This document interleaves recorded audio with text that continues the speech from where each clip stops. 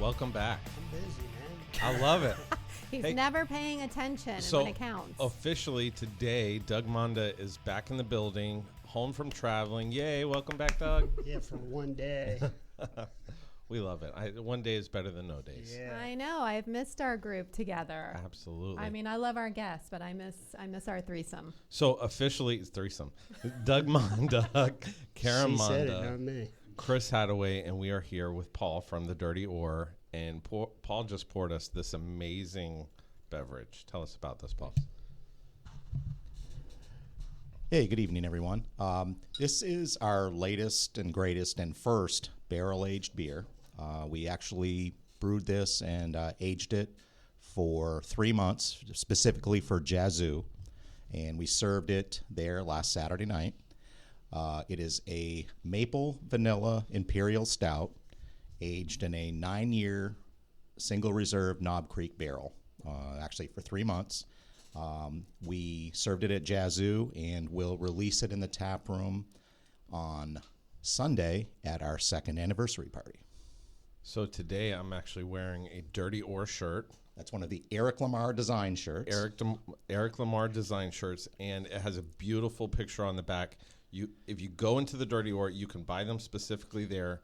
When you walk in and you look at the majority of the art, including the oar on the side of the building, done by Eric Lamar himself also. Yes, he did the oar and the mural, the octopus mural. And he freehanded that, he told me. Yes. It was actually amazing.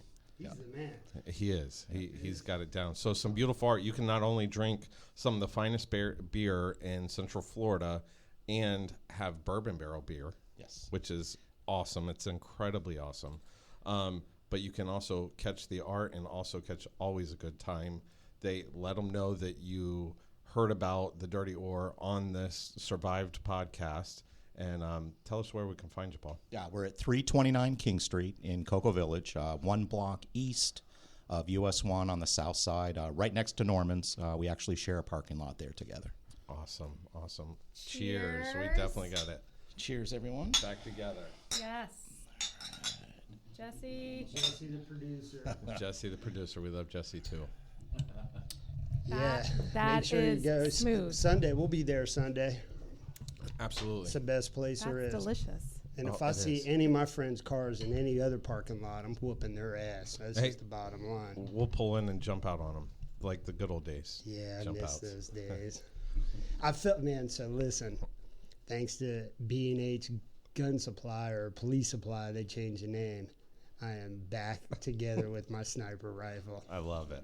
I Yes, love sir, it. I feel Look like at a that friend. smile. If you're watching us on Dude. Facebook, he's cheese balling right Holy now. shit, I stroke that thing every damn day. I walk around the house with it. I've shot all my neighbors, man. He's not I talking about freaking take himself. it. He's talking about the gun that he strokes. Shot the cats. I pointed at everything, bro. I love that thing. Finally feel like a freaking man again. Oh, you look like a But man. All man. Back today. together with my Remington 700. And, Oh, I thought you were going to say back together with my people. Yeah, you guys too. but We're important, but the gun. I'm having a But- moment. He's No, a that gunslinger. gun, he had a big moment the other day. Yeah. Your boss just said no drinking. You're on call. Oh, okay. Check. I'm drinking chocolate milk here. Yeah. Hey, Doug, Dark chocolate. The dark chocolate. go fuck yourself. is No, what he no, said, don't he? say that. Excuse my language. I got to reel him in. He's been gone a few it's weeks. your first day too, My right? first day. So He Chris said it was got my promoted first to day of detective school. today, and he's at his first day as a detective. And I just told his boss to go f himself. So So I'm in big trouble when I get back to work tomorrow morning. That's his boss is all right. one of my No, favorite. you're not. I hope not. I hope not. I try to be a good kid all the time. Yeah. So, right. hey, so really, we've started off, the majority of the shows talking about why we're here, and we just got the latest numbers. I can't even say the number because it takes my breath away. Mm-hmm. But today, as of right now, this moment, from BlueHelp.org, the number of law enforcement officers that we've lost to completing suicide is 192. 192. That far surpasses last year, any other year, and I mean, it's only the beginning of November. That takes my breath So- away. That's gnarly. I'm not laughing at that. Yeah, I'm, no, I'm I know laughing that. at Doug and people making fun of me on there. I apologize. It was bad timing. But let me add to that because I got a lot to say about that. I got a lot to say, period. I've been gone a long time. I've been talking to myself for the past 3 damn weeks. So bluehelp.org, I've learned a lot about them. And I've spent some time with their founder and their president, Karen Solomon. And listen, if you want facts and you want statistics, that's where you go. Because I found an article the other day, and it said 156 last year corrections officers committed suicide, which is totally bogus. So this company's putting false information out there, and that's bad. Because somebody's going to see that, and people will do that, I'm sure, to collect, probably trying to sell some BS to the correction industry, like, hey, you need us, this is, So listen, if you need statistics or you need data, they're the only people. I actually seen how they do it, what their process is, and it is 100% legit, documented, confirmed through families and works, and so you gotta, in this industry, I've learned a lot. You gotta weed through the BS. It's unfortunately, you would think being in this profession, first responders, everybody's on the up and up, and it's not that case. Or everybody's on the same side. Or you think everybody be on the same side, but unfortunately, the almighty dollar's out there, and people try to make money and try to do stuff, and then they, bashing, and the politics come in just like any other industry. But So and let me just interject really quick. Why do we do this? Why do we raise money, Doug? Well, we raise money specifically just so that we do not have to see a number like 192. And why I do it is because I got a second chance at life. How many people did what I did and are still sitting here able to do what, or able to talk. So that's the most important thing. To stop it, man, God on our side, yeah, maybe we could pull that off. But to suppress it and to knock it down, because listen, if we're killing ourselves more than the bad guys are killing us, then we got a problem here. And I say it every week, and because a lot of people say stop the stigma, end the stigma, and I always say, no, fix the goddamn problem. Excuse my language. Yeah. My wife's gonna kill me You tonight. are on I know. fire It's tonight. It's Oh my it's because you didn't make me dinner or something. He's I hangry. did make you Hangry. dinner. I wanted to chime in because I thank you for asking that question. Why do we raise money? Because that's such an important question. We work very, very hard to raise funds to help first responders, but what that money goes to is education programs for departments and agencies. We do everything we can to provide free education, whether it's for peer support, whether it's signs and symptoms of a mental health breakdown, spouse and family courses that I teach, you name it, we tailor to whatever an agency needs, and we're proud to be able to provide that education free of charge. And to go even further, we also raise funds for first responders and families that are in need. And we're very, very proud that we can do that when they call us and there's a financial hardship, and so they can't reach out and get that help that they need. We're able many, many times to step in and help them out with that so that they can get that help, so that the family can get the help. And if that first responder is going to treatment and they're not working, or for whatever reason they did not sign up for short or long-term disability, which happens. People don't get their ducks in a row. They don't think about it because the cost up front, but when you have to go out of work for an extended amount of time and you don't have that backup, it can be detrimental. So all those funds that we raise go toward our education, our free education that we provide to departments and agencies, and also to our first responders and families when they are just at the brink and have have no ability to get the help they need because of financial hardship. And that was like a whole PSA. I love it. She's on her game tonight. Very well articulated and definitely. It's all that freaking nasty ass puke green dressing Spinach, she's been eating and Spinach. stuff. She's on this super diet, man. It's like looks like liquid puke all over my kitchen. Doug's back. Yes, welcome back. Welcome back. So basically, the whole takeaway from all of that is, there's a financial burden on the subject of suicide amongst first responders, and in order to be able to reach the people that we reach and the way that we reach them, it takes money. Well, it does. And even when we went through Doug's treatment, it was for a while a huge financial burden on us.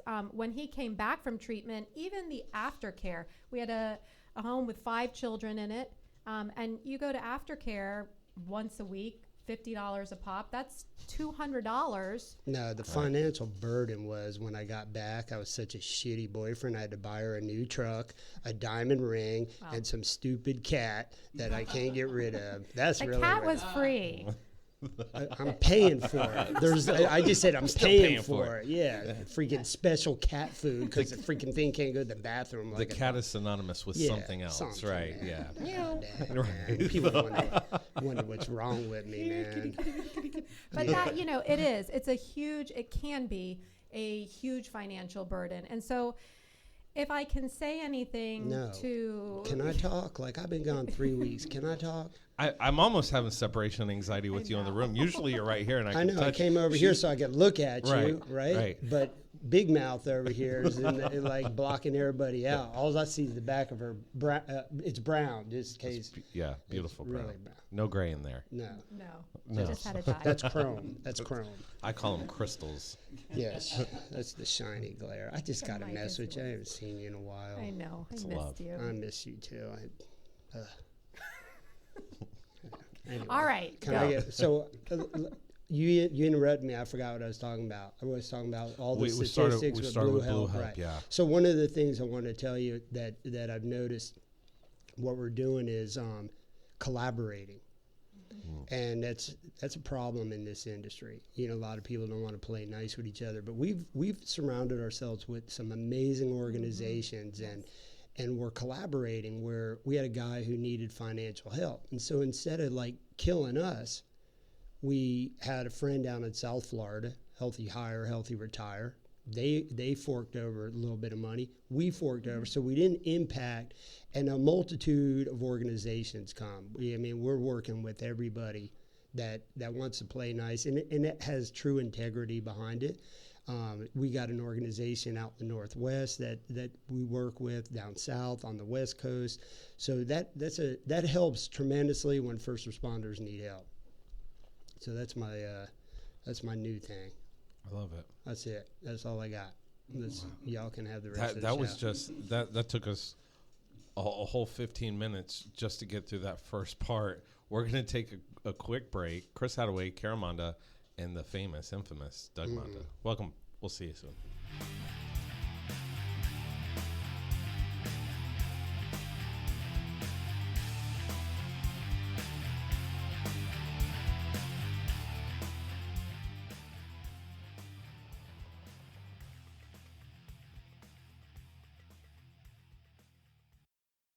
You're listening to Space Coast Podcast, home of the greatest podcasts on the Space Coast. If you're interested in becoming a sponsor or having your own show, email us at spacecoastpodcast@hotmail.com. Space Coast Podcast. Talk hard!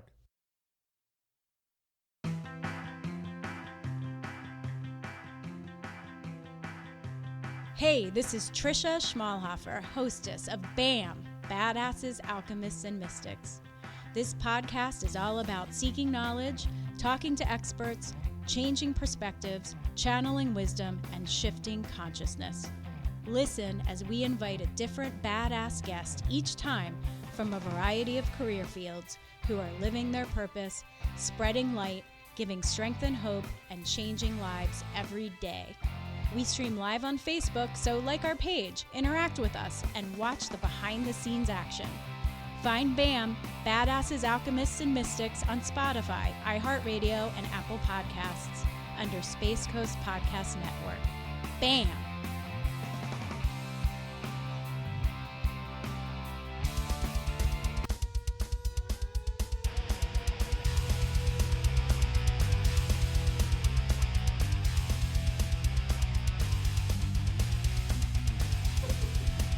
And we're quick to the draw. We are back on the air. Yeah. Doug Monda, Karen Monda, Chris Hadaway. Paul just left us. Dirty or great people. And we're going to jump right into it. There's a lot to cover, just a short time to cover it. I mean, I'm anxious to hear what Doug has to tell us. My brother and my buddy Chris, you're all fired up tonight. You guys should know me. I mean, this is a normal day. Yeah. This is just Doug being Doug. This is the Doug that we love, right? This is it. Hey, well, we were coming here. I'm speaking in Orlando tomorrow at a law enforcement conference, and I'm like, I don't know what to wear. Because, nowadays I used to dress up and, try to impress people. And then I'm like, listen, man, this is me. I'm coming to you raw. Man, when I talk to people, listen, you want to know what it's like to be a cop. You want to know what it's like to be messed up in the head forever. I mean, this is it. This is what you get. I'm not here to entertain nobody. I'm not here to impress anybody. I'm here to get the message. And I've spent my whole career talking to guys like you, right. Like how many years we've been talking to each other. Right. And this is how we are. This is how we understand each other. This is how we receive the message. You can't come in and sell us bull crap. You can't come in with your inside voice or hey, I can't talk. Yeah, babe, you can't say that on the air. You can't do that. Just right over the top. I mean, Yeah. from the very beginning to right now today, and that's probably the appeal of all of it, is that cut the BS and just fire away and be blatantly honest. And that's so the idea for today, expressing yourself. So I'm gonna go off on that, and then I want you to give your. What'd you say? I almost did it. I almost had to sing into the mic for a second. Go ahead. Don't sing tonight. Like she'll start singing, and she'll sing all the way till North Carolina. So what's it? Jeans, boots, and maybe a shirt with a collar. I know, Chris. I wore boots the other day. I've been wearing my boots a lot lately. I'm feeling redneck again, so it makes me feel good. Now that I got my rifle back. You've always been redneck.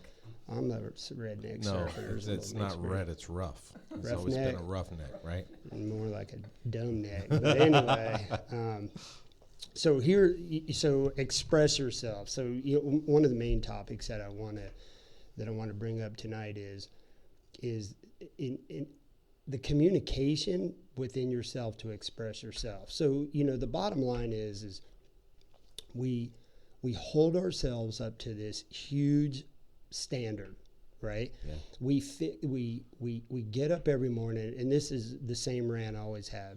You get up every morning, you put a bulletproof vest on, and then this goes for firefighters too, because most firefighters are wearing bulletproof vests now because everybody's out of freaking control, right?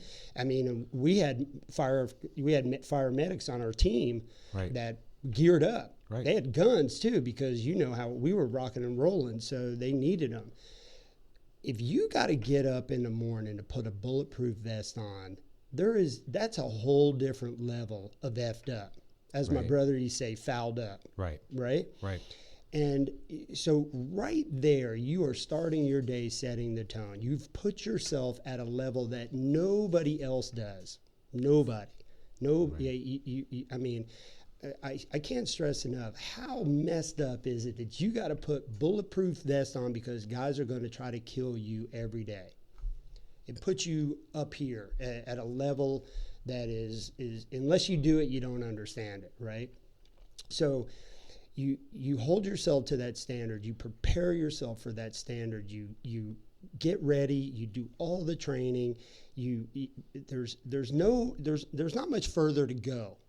Than that. Right. If I'm making my point very clear when it comes to where you're at in that capacity, but when it comes time to, and when you get to scene, God forbid you don't say the right word. You got to save everybody's life. You got to take control. When everybody's running away, you got to run into the nightmare. If you're a fire guy, when everybody's running out of a building that's on fire, you're running into the building, which I don't understand. Me personally, I'd just be like, hey, dude, your house on fire. It's going to burn down. I hope you got right? everybody. So, that was just the same thing on the streets. When somebody was bleeding, I'd be like, hey, dude, you'll be all right. They're on their way. Yeah, I'm not, right. I'm not here for that. Tourniquet, Narcan, what? Yeah, what? Right. So we have such a hard time communicating and expressing ourselves in a way, because we got to fit that image and that macho image, and and then it takes me, let me jump back. That takes us back to, I talk about this all the time. When you're in the ivory tower, as we call it, right? Yeah. When we were in our offices, detectives, drug agents, we were in our offices. Usually we'd have a radio on just to, make sure everybody's okay. And if you're admin or no matter what, when the radio goes off and that alarm goes off and somebody's getting their ass kicked, everybody comes running. It don't matter who you are, what you are. One of your teammates, you're God forbid, get out of the way. Here we come, right? Right. That's what we do. If we're in combat, and especially guys like us who've been there before, if one of us gets hurt, we're not leaving you. We are coming in with armored trucks. We're shielding up. We're doing whatever we got to do to go in there and get our buddy off the battlefield. I would never leave a fallen comrade. Absolutely not, right? Right. I think the only buddy who did that was, I think, Hillary and Obama, right? So, sorry, I had to get that dig in, man, right? Had to get that dig in. Game, set, match, right? No, I just had to do that to Karen. So, those are my boys now, the Benghazi guys, so, I got to throw it in for them. So, anyway, we would never leave anybody in the field behind. Right. But when it comes to our job now, what do we do when somebody goes home and they're hurting? We don't talk about it. We don't deal with it. Where do we go? When somebody's getting their ass kicked at home, does everybody go run into their house? Absolutely not. Right. You'll be lucky, you got a couple of your boys that are looking out for you. Thank God I had guys like you guys on my side. And so you have to have that. Right. There's a big communication gap. And what I tell everybody, I'm going to tell everybody this tomorrow when I'm on stage, is we can fix every problem.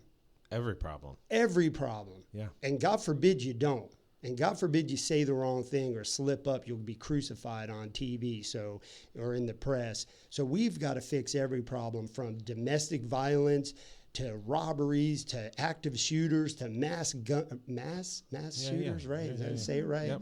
Yep. Mass gunmen, everything. Even to getting some sorry-ass kid up for school. Remember those days? Oh, yeah. Every week we get this family that would call us, hey, my kid won't get up for school. Y'all come over and make him get up. Right. Good God. My child won't give me their phone. Yeah, my child won't give me a phone. Can you get it back from him? So, of course, yeah, I put my foot right up their kid's ass. So anyway, lost track of thought because I was thinking about Bebop. Bebop, Baby Bop, getting him out of freaking school, for work. So anyway, we don't communicate like that. We have to fix our own problems. We fix everybody else's problem, and that's what I get on the tangent thing is, stop the stigma.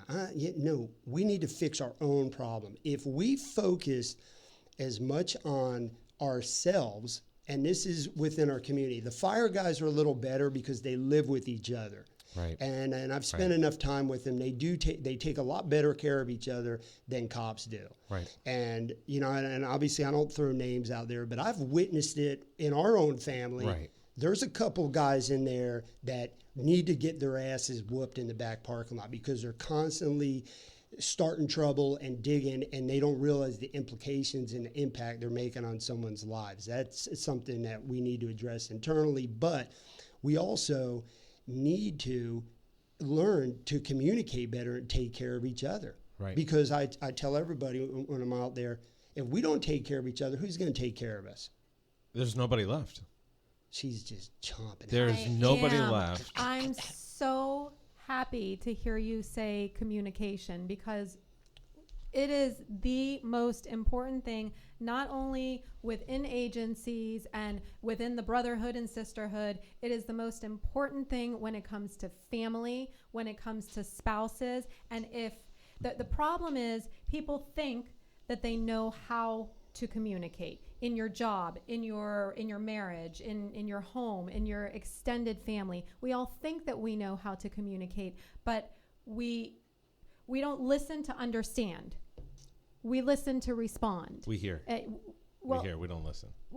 Right. We don't. Right. Right. When we listen to someone, we truly need to listen to understand where they're coming from. And communication is a huge part of what I teach, because it is the key to getting through everything. So I'm happy you brought that up. We talk about communication all the time, because there was a time where we did not know how to communicate effectively. And over the years and everything we have been through, It was her fault. we have we truly have learned how to communicate effectively. It doesn't mean that we don't argue. It doesn't mean that we don't have disagreements.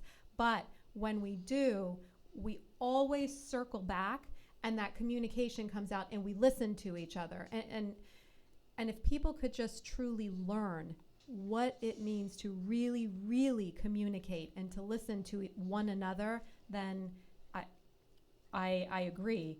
We could solve everything. You ready? You ready to go down the path? So let's talk about communicating with ourselves.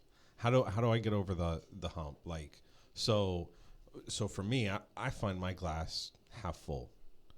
Someone down in the trenches can't find their glass. They can't even fill it up. What's the conversation with myself? What's the communication with myself? What do you need in order to tell me that you're broke? Shit, that was a hard one. Yeah, I mean, because I can't read some of these.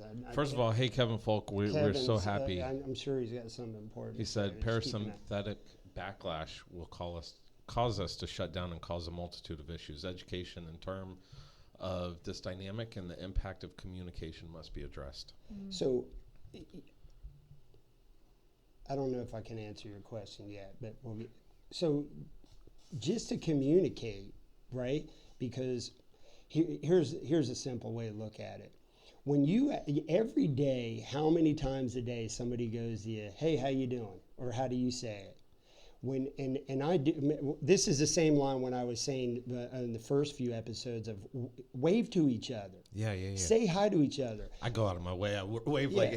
hey, friend. Yeah. Like, yeah. So mean it. Right. When you see that guy, obviously I got a PhD in telling people to F off at work, right? Yeah, it was my masterpiece. But Right. I also had the ability to pull people aside and go, hey, are you okay? Yeah. On a good day, right? Tony would beg to differ. He would say, no, you didn't. In different places. And but different, right, when I was on a good roll, right. I would always make myself. I'm better at it now, obviously. But when you're walking down the hallway and you see that guy, every workforce, doesn't matter if you're first responder or not, every workforce has that guy at work that's just a jerk. Right. And and in law enforcement, in our world, everybody's an asshole. Oh yeah. Period. That's how I introduce myself. Right. Hi, I'm the local asshole. Right. And I'm the freaking the captain of the freaking team of assholes, right? Yeah. And so that's how we see the public. That's how we see the people we work with, because we get stuck in that rut of doom and gloom and stuff like that. And when you're walking down the hallway and you see that guy with that gruff look and you just blow him off, just maybe, because that's the same guy that could be walking out the back door that's going to be hitting his panic button in 30 minutes that you're going to be running to save him from getting killed, right? Maybe just say, hey, man, how you doing? You doing okay? Everything all right? Is the family good? And, most of us will be like, oh, yeah, no, I'm good. But it plants a seed. Hey, man, that guy actually really cares. Because there's a way of asking, and then there's a way of asking, hey, how you doing? Yeah, hey, how you doing? I'm so-and-so. Yeah. You're not even paying attention. So, that was like my core thing of coming here today was, we have to mean it when we take care of each other within that work family. Gutting home, that's a whole different entity. That's not my specialty. Obviously, I've got the strong one at home, because if it was up to me, I would just sit in my chair all day and growl at people and eat popcorn. But like a JYD. and why you we do eat popcorn every day. and I do growl. People all the time go, "Man, were you growling?" I don't realize I do it, but I growl. So my buddy Thayer is always like, "Dude, do you realize you growl all the time?" I'm like, "Man, well, stick your finger by my mouth. I'll bite it too." But so we didn't communicate. I didn't know how to communicate with her, because my communication usually starts with an F off, or or go to hell, or something radical. Some big nasty knife. Yeah, or I got a big freaking knife in my Yeah. hand, and I usually like want to that. cut somebody with Yeah. it. I didn't know that was my attitude, and then here comes this angel, right? Who's, Right. "Hey, how are you? It's I Karen love Rhonda, by the way. you." Yeah.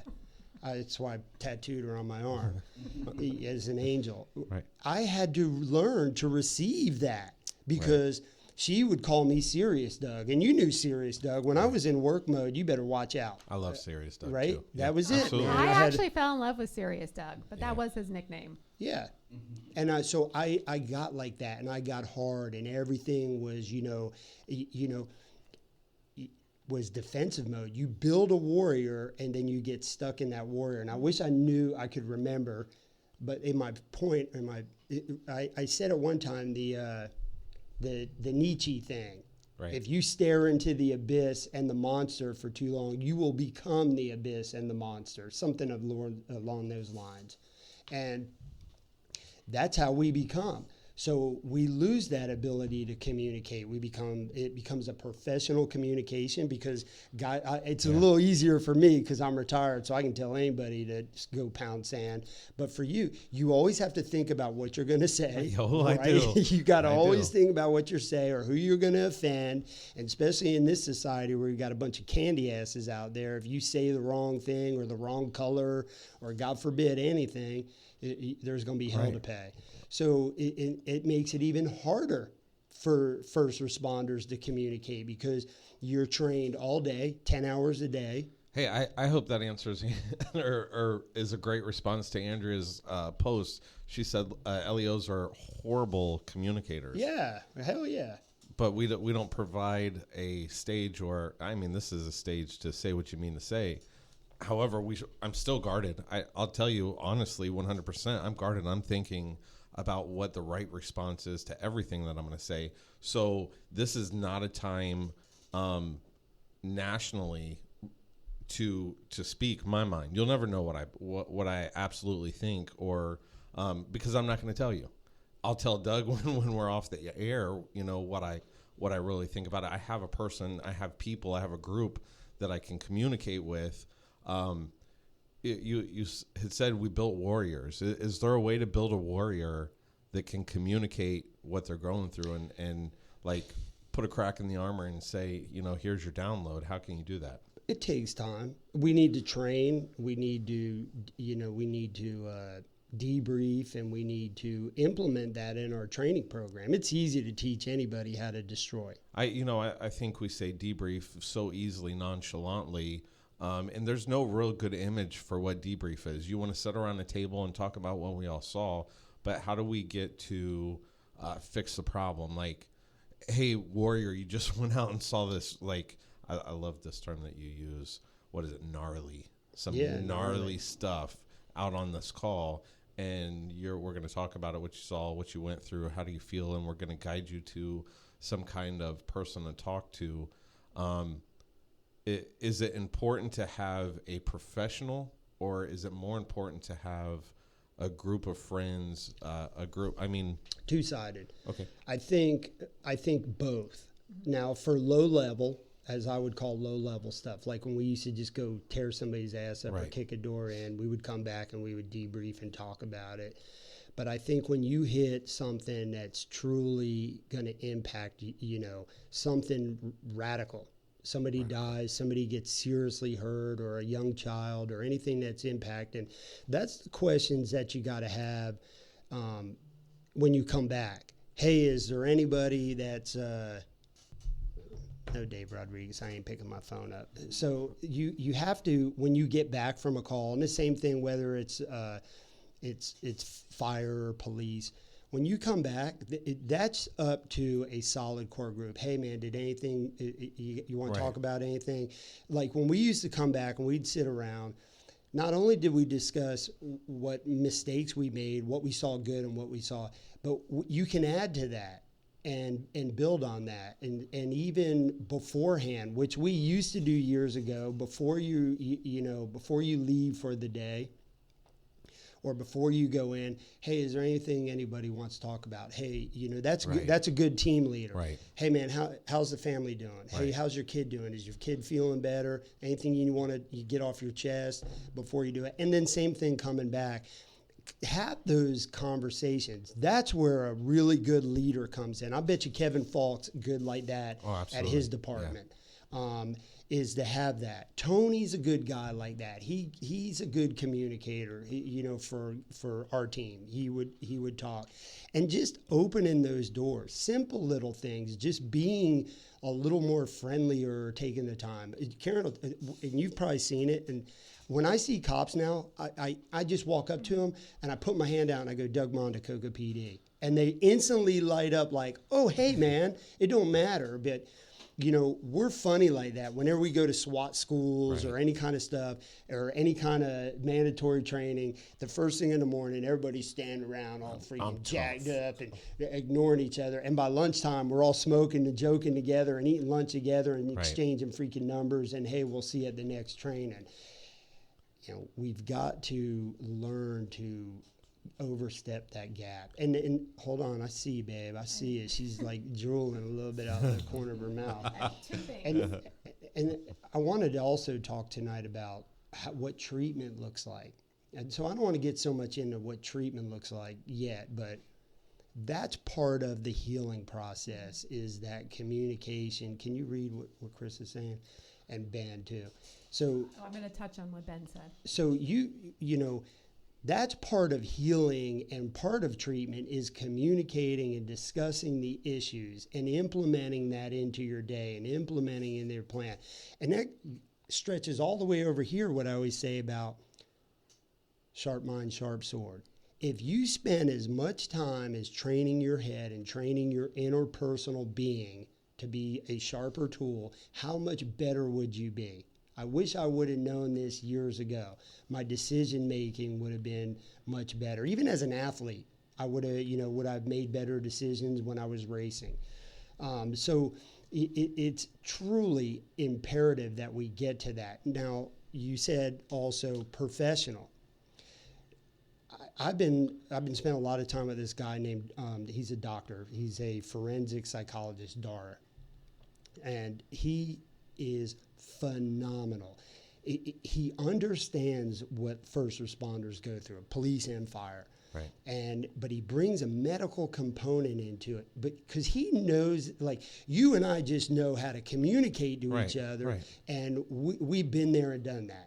And even firefighters and cops can communicate together because we get it. Right. Once we spend a few minutes together, we can communicate. We may not know the tools they're doing, and they might know the laws but we get the shitstorm in the street. Right. So we can communicate like that. But I notice, like spending time with Dr. Dara, is the questions that he asks are different than what we would ask each other. So they're important questions. And let me jump off topic real quick. So I was at the International Chiefs Conference last week in Chicago.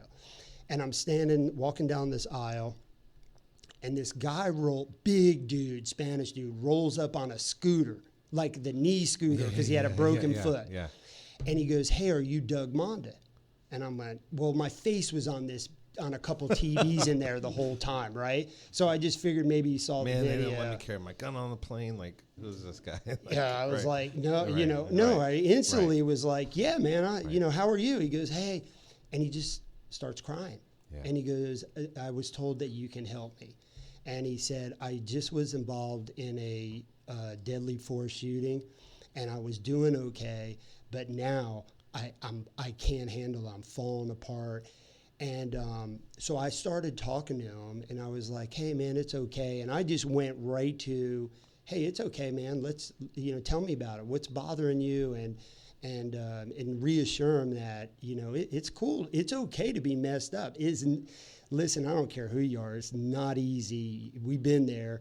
It's not easy to have bullets ripping by your freaking face and to be in that situation. It's not easy freaking going home at the end of the day and listening to your snotty ass little kid bitching, right? Like mine just did. I don't want any more food. Dad, I had to walk home from school. Right. So that's a heavy duty moment. Come to find out, this dude is humble. His name's Jonathan. He was the Border Patrol guy that was at church when the guy came into the synagogue and started shooting at the Jewish temple or something. I think it was New Mexico. Right. That's who he was. And as I'm talking to him, my buddy Dara is walking up, and I see him, and I'm like, and I bring him over. And what was cool is they bumped into each other into their hotel. So they had already kind of had a couple words. Dara's super friendly. Right. So he makes friends with everybody. And I was like, hey, this guy gets it. And he's a professional. You need to talk to him. Come to find out, this dude, this radical, man. This was like CNN News, right? He hadn't even been through a debrief on that level. So Dara jumped in, and right away, he blew me away. The compassion, the way he communicated with them. And I was like, holy crap, man. I'm blown away. Because, we tend to think we can fix everything being cops. And that was the moment when I was like, man, we need guys like him.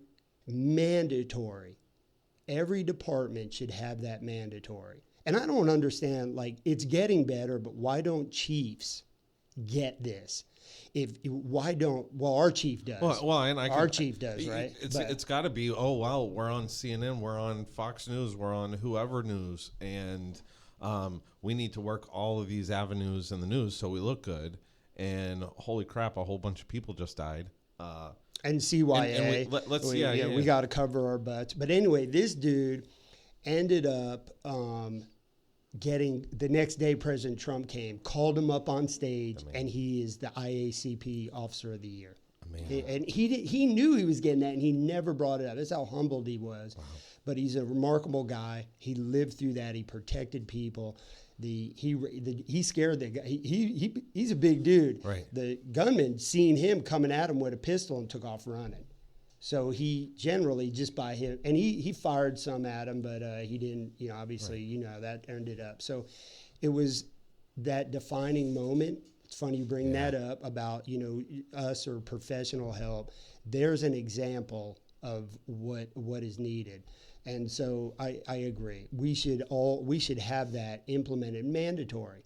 Every first responder should see that type of care yearly, because you meet all the criteria. How about just like you said, an annual physical, that we could call it a physical, so everybody feels warm and fuzzy about, there's nothing physical about it except for you're going to engage your brain and speak your mind and get some actual real help.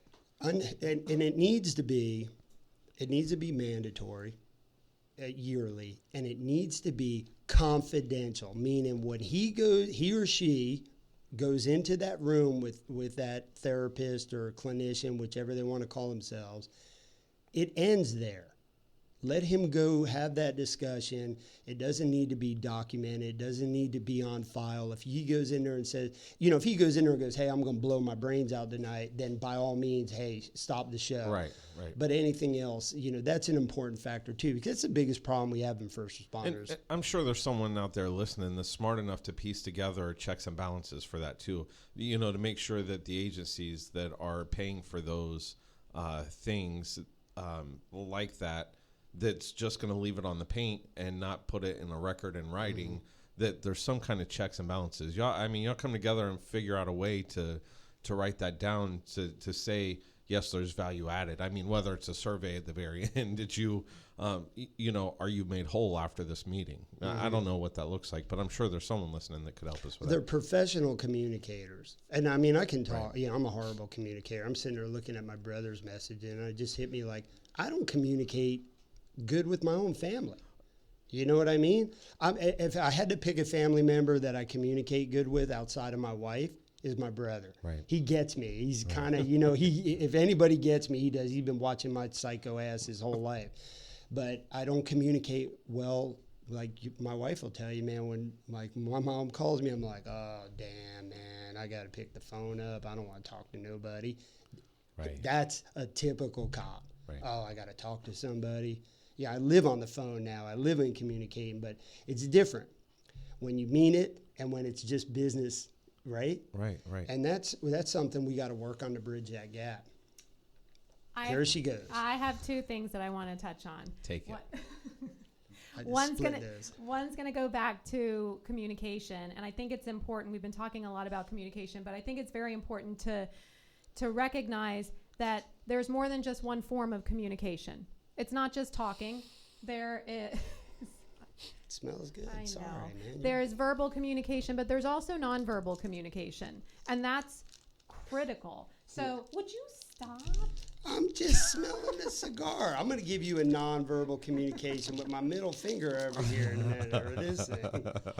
So you guys, we talk all the time about how we're huggers and, and all that. Right. That kind of stuff can go just as far, can be just as impactful as words. And so, when you're walking through the department, when you're at home with your loved one, sometimes Loved one, she said. with It's your because nobody else loves me in the house. with your loved one. I love you outside of the house. Nobody else loves me. Sometimes just that touch can mean so much. So I think, it's very important for people to understand that there are many, many forms of communication, and not just at home, but in departments and agencies. We need to circle around that whole thing. The other thing that I wanted to touch on, and this kind of gets off topic, but Ben brought up, I can't see the comment anymore, but Ben said, I believe, Ben, you said stuck in... The old rusty or stuck in that nasty armor. Rusty armor. This is something that I think every first responder should hear. There is a book called A Knight in Rusty Armor, and I believe this is what Ben is referring to. Yeah, it's definitely what he's referring to. And basically, from the moment you walk on the job your first day and you put that bulletproof vest on that first day, you put a piece of armor on, right? I mean, literally and metaphorically, you put a piece of armor on. Then you go to your first call, your first bad call, your first dead baby. You put another piece of armor on. Then you get in a shootout. You put another piece of armor on.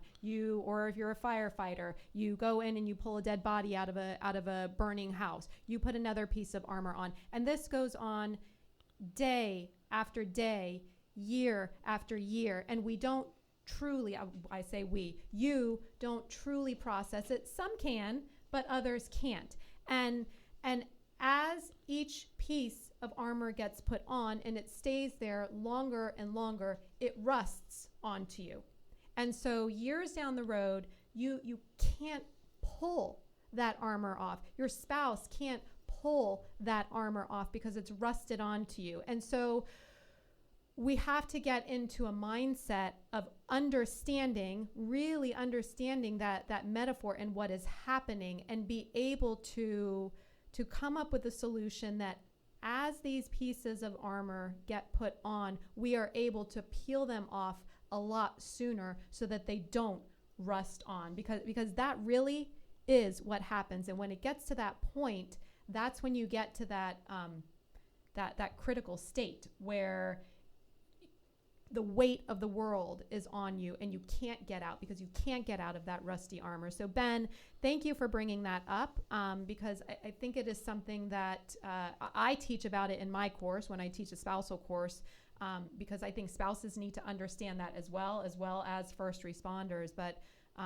that is essentially what happens. And so if we can kind of wrap our minds around every critical incident, every bad call is another piece of armor. And if we can't figure out a way to peel that off, whether through peer support, communicating, talking to our peers, talking to our spouses, talking to a therapist, that over time is going to rust onto you, and it's going to be far, far worse than if we learn to express ourselves and communicate our feelings and with one another when things are going on. Oil can of communication. Every time you said armor, I thought of the Tin Man and oil can, like. Yeah. And eventually he froze. Right? Well, and metaphorically, too, it also means is like, you're a knight. Right. And that's what they were back in the day. They were the king's SWAT team. Right. That's Right. what they were. Yeah. The King Arthur's, all his guys, the Round Table, they were like his team, and you're a knight, and you're shiny, and I never look like that, but kind of like you look like the other day, all fancy in that fancy blue uniform. Fancy. And you're a knight. Right. You're presentable. And you put that on, and basically the book also states is that you leave it on.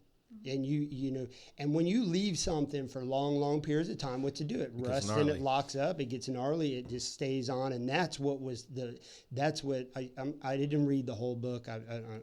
I'm trying, man. I get like 2 pages, and then the squirrels run across. Or audiobooks. Yeah, I can't. I don't listen to anything when I drive because there's voices in my head.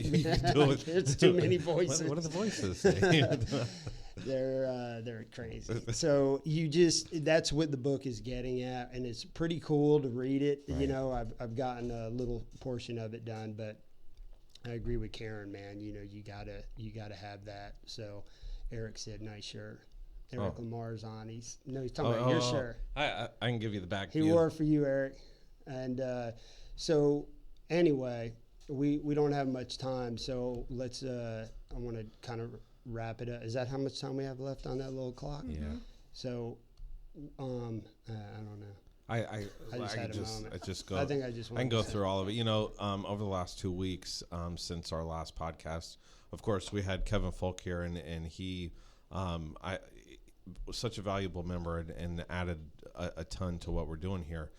So I want to say thank you, and thanks for tuning in tonight and adding the comments there to help us all out. I do want to say, and since we're talking about Kevin, I hope you're on here. Kevin actually has joined Survive First as our, yes, we're really, really excited. He's on our advisory board now as our fire medic liaison. So we're thrilled to have him aboard. Yeah, it's good, man. We needed that. We're thrilled. So all around us, we look and we find, the high points and the low points and all the people that we're surrounded by. I know just a couple, key things over the last 2 weeks. Doug went out to IACP and had a awesome stories, to bring back and experiences, and met a bunch of great people, and great things are to come from that. On other fronts, one of our retired officers, is just posted on Facebook that him and his wife are pregnant for the very first time. And they've been trying for years upon years after. 8 years, wow. Man. God bless you. So exciting. So happy and then we in the we lost 2 retirees that just of health problems. They passed, over the last 2 weeks, which is really sad. And then that brought up a conversation. You invest your whole life into an agency, into a community. You retire, and we don't know how to communicate with you, whatever the reason is that there's a disconnect there. And then you go and pass away, and it's like, there could be that perception that, that life is gone in vain, like we didn't stick together. Of course, you got to build those, and you got to know who your friends are, and you got to continue to surround yourself by people that you can communicate with. And then, 192, that number is just like... Well, Karen Solomon at the IACP, and that's what I was talking about earlier from Blue Help. She said it's going to surpass 200, which is... insane. Yeah. I can't say enough, man. That's crazy, man. That's like over double, I think, of the bad guys getting us. So what does that tell you right there? Sorry, babe, I see. But she's like a little chihuahua. What does that look like? If we're killing ourselves more than the bad guys, where are we going wrong here? We are failing each other miserably. I can tell you, and just since we started this podcast and getting feedback from different agencies and different people, when it comes to the conversation of suicide, us as males, especially males that have been in this job for a while, we process everything at a different pace. And when it comes to our brothers and sisters, it's an even slower pace because we want to be methodical and we want to be right. We don't want to miss. But I can tell you 3 different people that when their brother went through crisis, they each spoke up and said, I lost my best friend. I didn't know what to do. That moment was a defining moment in their lives. And now let's just, put it all together. We're here, we're talking about it, and we're trying to make a difference. Everybody go and and share and pass this message along. I mean, we need more visibility. The only way to start whittling the numbers down, I don't want to meet 200. That's horrible. And unfortunately, I mean, tell the person, just everybody stop and say, I love you. I mean. Well, that's what I was going to say, because everybody always says to me, what do you say? I didn't know what to say. Listen, when you don't know what to say, most people say dumb shit, especially when somebody dies. Oh, I know what you're feeling. No, you don't. How do you know, right? We say stuff when we don't. Just let somebody just go, hey, man, I love you, man. If you need me, I'm here for you, and mean it. That's important to mean it.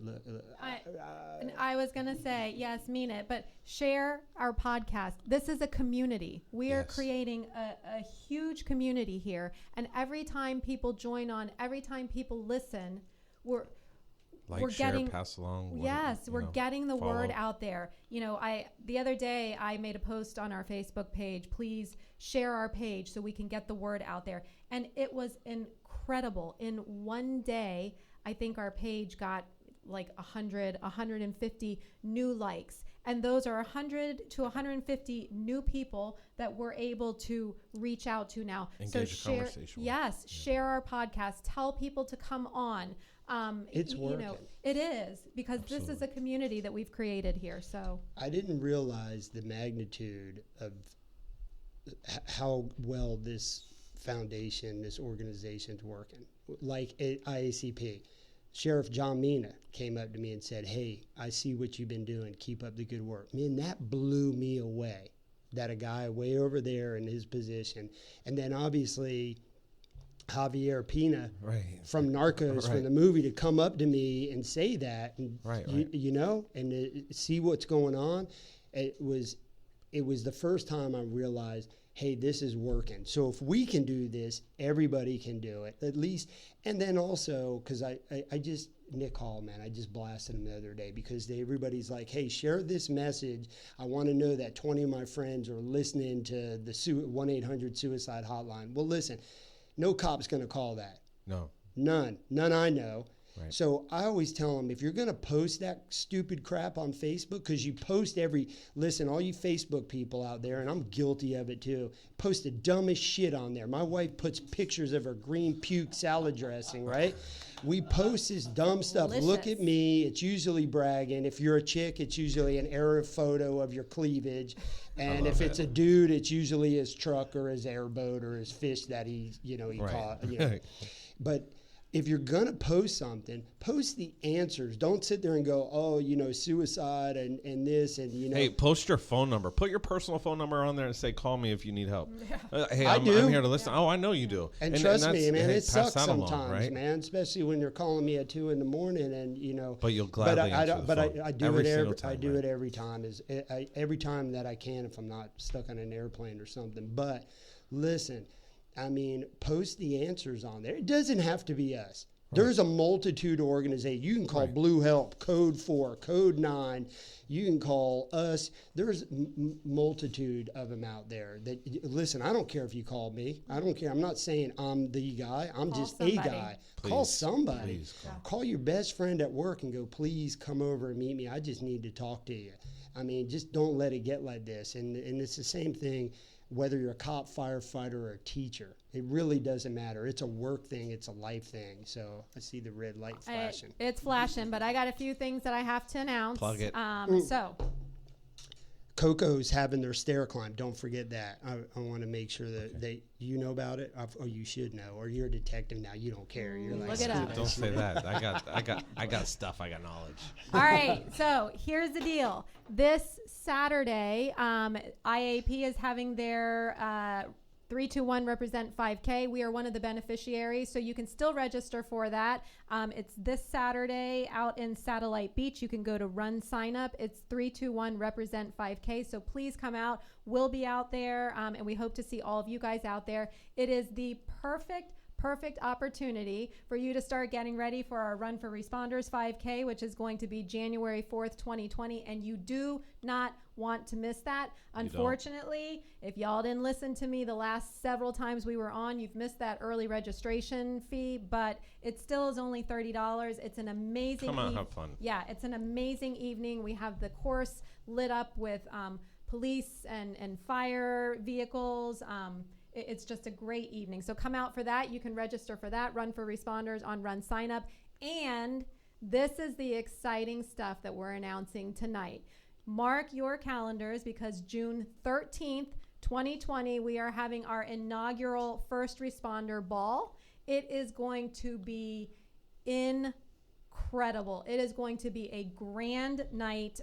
We want everyone to come out. We're going to have about 300 seats that we can sell, but once they sell out, that's it. It's going to be red carpet event. I thought it was June 9th. No, June 13th. June 13th. Don't give out the wrong date. No, June 13th. I'll be there. We'll have a cocktail hour, 5 o'clock, and then it's going to be from 6 to 10 at night. We're going to have live auction. We're going to have music. It's going to be a sit-down dinner, red carpet event.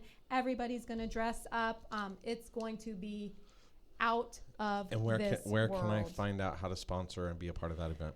Well, I'm going to tell you right now if you want to find out how to sponsor and be part of that event, because we do need sponsors to get this going on. You can contact either myself at Karen@survivefirst.us or this guy. Chris at survivefirst.us. Absolutely. I would say don't you, call me. yeah, I would say you could contact Doug, but you're No. not allowed to do that No, because I he'll don't. just refer you right to me or Chris. Right. Yeah. We'll save you a step. All right. I'll have Thanks you so much. I'll have you going somewhere else on a different day. Hey, thanks so much. We love you. Reach out to somebody. Tell them you love them.